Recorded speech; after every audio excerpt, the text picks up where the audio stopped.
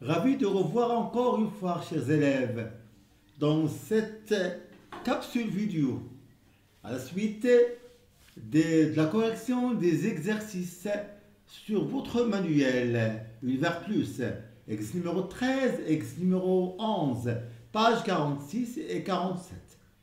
C'est pour le niveau 3e AS, secondaire collégial, sciences physiques, atomes et ions. Donc, commençons par l'exercice numéro 13, page 47. Les énoncés sont là. Alors, comme vous voyez ici, donc nous avons ici 4 espèces, 1, 2, 3 et 4, donc de structures différentes.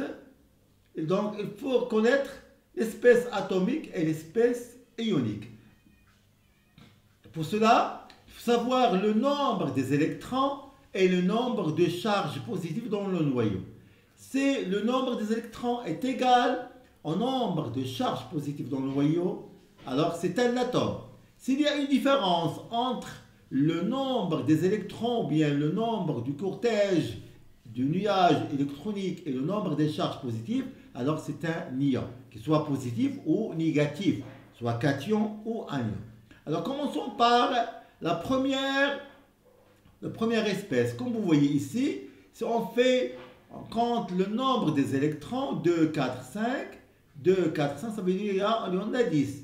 Si vous voyez ici, donc on voit encore 11 charges positives. Ça veut dire qu'il y a une différence. Donc dans l'espèce numéro 1, nous avons 10 électrons et 11 charges positives. Donc c'est un ion. Dans 2, on voit clairement 6 électrons dans le nuage électronique et 6 charges positives dans le noyau. Donc c'est un atome. Alors pour la troisième espèce, on peut compter 5 et 5, 10, 5, 15, plus 3, c'est 18. Si on compte ici dans le noyau, on trouve 17. Donc c'est un ion. Donc c'est un ion. Donc dans l'espèce numéro 3, 18 électrons et 17 dans la charge, dans le noyau positif. Donc c'est un ion. Pour la quatrième espèce, on voit clairement 2, 4, 6, 2, 4, 6, 7, ça veut dire 13. À l'intérieur du noyau, 2, 4, 6, 8, 10, donc c'est 13. Donc ici, clairement, dans l'espèce numéro 4, 13 électrons et 13 charges dans le noyau, c'est un atome. Deuxième question. Quel est le modèle qui correspond à un anion? Donc on a vu que 1 et 3 sont les deux des ions. Donc quel est parmi deux qui est un anion? On sait bien qu'un cation, c'est un ion positif. Ça veut dire qu'il y a un manque d'électrons. Ça veut dire que le nombre de charges positives est plus grand que le nombre de charges négatives. Dans l'anion, c'est le contraire. Le nombre des électrons est plus grand que le nombre de charges positives. Et c'est le cas de l'espèce numéro 3. Vous voyez ici, dans le modèle 3, 18 est supérieur à 17, alors on a un excès d'électrons, donc c'est un ion. Troisième question, déterminer le numéro atomique de chacun des espèces. On sait bien que le numéro atomique, c'est le nombre de charges positives, parce que le noyau, il est stable, il est invariable. Par contre, les électrons peuvent se déplacer, peuvent être libérés, ils peuvent être capturés ou bien reçus. Alors, d'après ce qu'on a vu, donc Z ici est égal à 11. Très bien, Z ici est égal à 6. Dans le troisième modèle, Z est égal à 17. Dans le quatrième modèle, Z est égal à 13. Donc, 11, 6, 17 et 13. Alors, maintenant, reconnaître le nom de chaque espèce chimique. Donc, il faut voir le tableau périodique. Donc, d'après le tableau périodique, 1, c'est le sodium. Normalement, 11, Z est égal à 11, c'est le sodium. Alors ici, le sodium, dans notre cas, c'est un ion.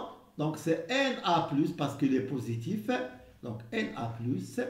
Dans 2, donc d'après le tableau périodique, c'est le carbone, c'est l'atome carbone.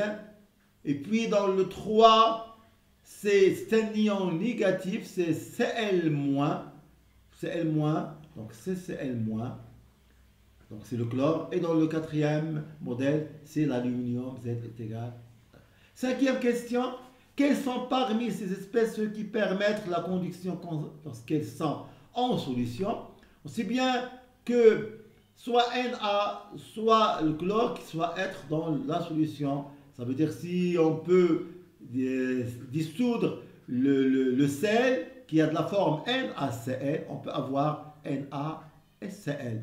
Et déjà on a vu ça en première année dans le cours des électricités que l'eau plus sel, c'est un bon conducteur électrique. Donc parmi les espèces sont le Cl- et Na+. Maintenant passons à notre exercice, c'est l'exercice numéro 11, page 46. Vous voyez une étiquette d'une eau minérale indique la présence des ions. Donc tout ce qu'il prend des charges ou bien possède des charges soit positives ou négatives, c'est un ion. Classer ces ions en cations et anions. Donc les cations, ceux qui ont des charges positives, et les anions, ceux qui ont des charges négatives. Donc on peut dresser le tableau. Cation ou bien ion positif, Ca2+, Na+, Mg2+, K+.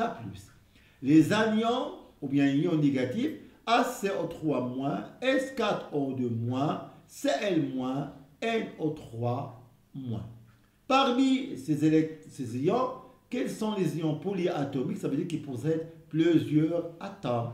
On voit clairement ACO3-, il possède 5 atomes, donc il est polyatomique. S4O2- possède 5 atomes, 4 soufre et 1 oxygène, donc c'est 5. NO3-, une azote, un atome d'azote, plus 3 atomes, ça fait 4 atomes, c'est les polyatomiques. Ça, c'est monoatomique. Pour les autres, sont tous des monoatomiques. Pardon, chlore, Cl-, c'est monoatomique. Alors, quels sont les ions de charge électrique -2 et ceux de charge électrique +2? Alors, on voit ici la charge totale de l'ion, il est retiré à partir de sa formule. S4O2-, ça veut dire qu'il a une charge de -2E. Ça, plus ça veut dire que c'est Ca2+ et Mg2+. Donc la charge totale de Ca2+, c'est plus de E. La charge totale de Mg2+, c'est plus de E. Alors on peut encore dire que la charge totale de K+ est plus 1E. La charge totale de Cl- est -1E. Quatrième question. Les numéros atomiques pour le magnésium et le calcium sont respectivement Z est égal à 12 et Z est égal à 20. Quels sont les constituants de l'ion magnésium et de l'ion calcium? Dire constituant, dire savoir, ou bien savoir le nombre des électrons et le nombre de charges positives de l'ion. Alors, on voit bien que le magnésium, Z est égal à 12. Donc, c'est un ion Mg2+.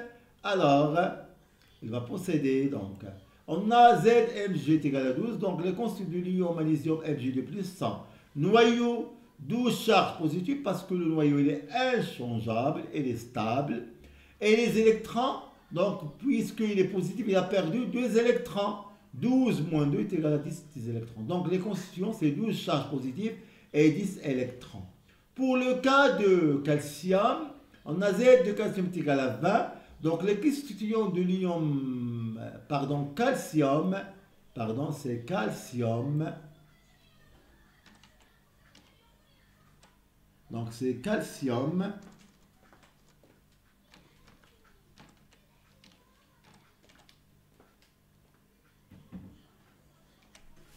Ca2+, 100, noyau 20 charges positives, Dans les électrons, 20 parce qu'il a gagné, il a perdu, pardon, il a perdu 2 électrons parce qu'il est positif. Donc 20 moins 2 est égal à 18 électrons. Est-ce que les deux ions sont semblables? Non, ils ne sont pas semblables parce qu'ils ne possèdent pas les mêmes constituants. Merci pour votre attention. À la prochaine.